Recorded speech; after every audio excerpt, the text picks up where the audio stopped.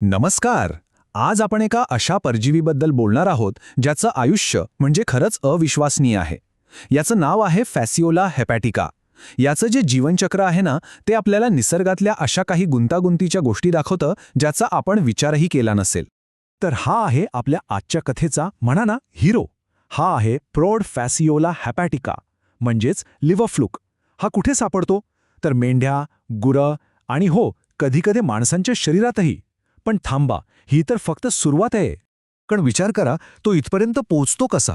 त्याचा जो प्रवास आहे ना, तो 2 वेगवेगळ्या दुनियेतून होतो. म्हणजे एका प्राण्याच्या शरीरातून बाहेर पडून मग पाण्यात, तिथून एका लहानशा गोगलगाईच्या शरीरात आणि मग पुन्हा एका मोठ्या प्राण्याच्या शरीरात. हे सगळं कसं घडतं? चला, हाच प्रवास आपण आता उलगडून पाहूया. हा बघा, हा आहे त्याच्या अख्ख्या प्रवासाचा नकाशा, एकदम रोडमॅप सारखा. ह्यात स्पष्ट दिसतंय की त्याला 2 घरं लागतात, म्हणजे 2 यजमान. एक आहे सस्तन प्राणी आणि दुसरी आहे एक गोगलगाई. आणि या दोन्ही ठिकाणी त्याच्या आयुष्याचे वेगवेगळे महत्त्वाचे टप्पे पूर्ण होतात. तर मग आपण या प्रवासाला 5 सोप्या टप्प्यांमध्ये विभागूया. पहिला टप्पा आहे अंड्यांचं पलायन, मग गोगलगाईचा शोध, त्यानंतर जिवंत इन्क्युबेटरमध्ये काय होतं ते बघू, मग नवीन यजमानाच्या दिशेने झेप आणि शेवटी प्रवासाचा शेवट आणि एका नव्या आयुष्याची सुरुवात. चला तर मग एक एक करून हे टप्पे समजून घेऊया. तर या प्रवासाची सुरुवात होते एका अगदी लहान सूक्ष्म अंड्यापासून. हे अंड त्याच्या यजमानाच्या शरीरातून बाहेरच्या जगात तर येतं, पण इथून पुढचा रस्ता प्रचंड खडतर आहे. खूप आव्हानं आहेत. आणि खरी गंमत आहे ना, ती या अंड्यांच्या संख्येत आहे. विचार करा, एक प्रौढ फ्लूक दिवसाला चक्क 25,000 अंडी घालू शकतो. एवढी सगळी अंडी का? कारण त्याचं जगणं हे एक लॉटरीसारखं आहे. आणि या प्रवासाची पहिली आणि सगळ्यात महत्त्वाची अट म्हणजे या अंड्यांना पाण्यात पोचायलाच हवं. पाण्याशिवाय पुढची गोष्ट सुरू होऊ शकत नाही. आता बघा, जेव्हा या अंड्यांना पाण्यात योग्य तापमान आणि ओलावा मिळतो तेव्हा त्यातून एक जीव बाहेर पडतो. त्याचं नाव आहे मिरॅसिडियम.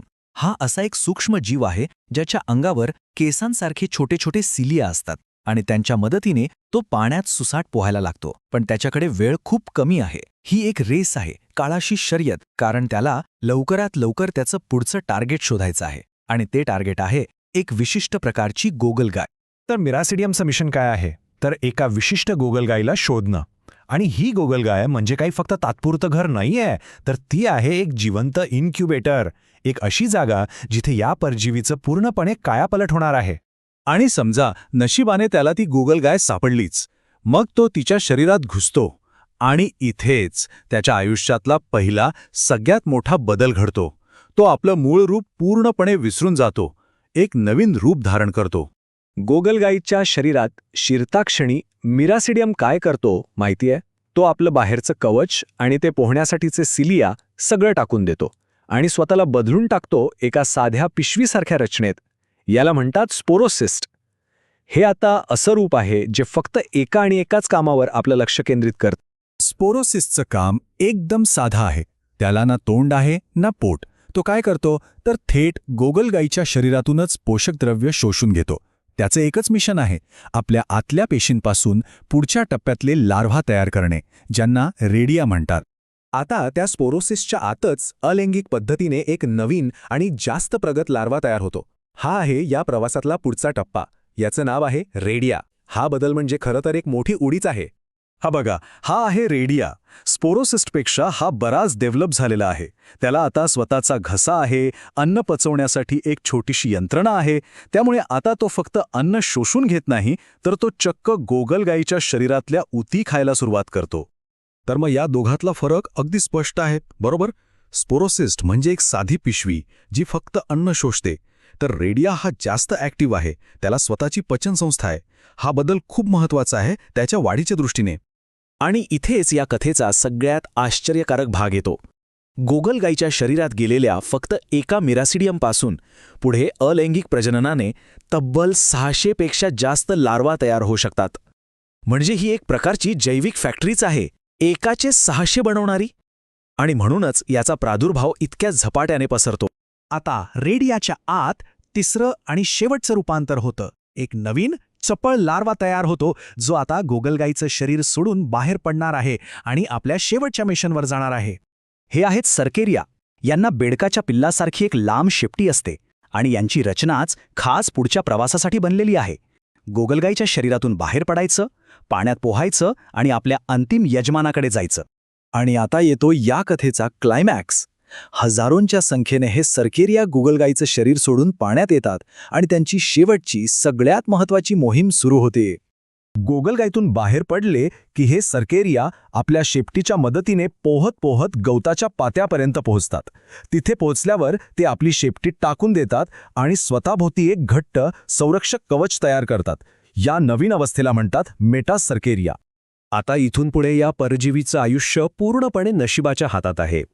तो गवताच्या पात्यावर एका छोट्याशा कवचात बंद होऊन शांतपणे वाट बघतोय, फक्त वाट बघतोय की कधीतरी एखादी मेंढी, गाय किंवा असाच कोणता तरी शाकाहारी प्राणी येईल, ते गवत खाईल आणि नकळतपणे त्याला त्याच्या शेवटच्या मुक्कामापर्यंत पोहोचवेल. आणि जेव्हा असं होतं, जेव्हा एखादा प्राणी ते गवत खातो, तेव्हा या परजीवीच्या प्रवासाचा शेवटचा आणि सगळ्यात महत्त्वाचा टप्पा सुरू होतो. या प्राण्याला शास्त्रीय भाषेत निश्चित यजमान किंवा डेफिनेटिव्ह होस्ट म्हणतात, कारण हेच ते ठिकाण आहे जिथे हा परजीवी मोठा होणार आहे, प्रौढ होणार आहे आणि आपली पुढची पिढी तयार करणार आहे. त्या प्राण्याच्या पोटात जाताच मेटासर्केरियाच्या कवचातून एक तरुण फ्लूक बाहेर येतो. तो तिथून आतड्याच्या भिंतीला भेदून थेट यकृतापर्यंत म्हणजे लिव्हरपर्यंत पोचतो आणि तिथून पित्तवाहिनीमध्ये जाऊन स्थिरावतो. तिथे तो पूर्ण वाढतो, प्रौढ होतो, अंडी घालतो आणि अशा प्रकारे हे अविश्वसनीय जीवनचक्र पुन्हा एकदा नव्याने सुरू होतं. तर ही होती लिव्हर फ्लूकच्या प्रवासाची एक अद्भुत कहाणी. पण या सगळ्या गोष्टीतून एक खूप मोठा प्रश्न उभा राहतो, नाही का? विचार करा, एका सूक्ष्म जीवाचं आयुष्य पाणी, गोगलगाय आणि एक सस्तन प्राणी या तिघांवर अवलंबून आहे. यावरून आपल्याला आपल्या पर्यावरणातले हे जे छुपे, नाजूक संबंध आहेत त्याबद्दल काय कळतं आणि या नात्यांचं संरक्षण करणं किती महत्त्वाचं आहे. यातली एक जरी कडी तुटली तर काय होईल? नक्कीच विचार करण्यासारखी गोष्ट आहे.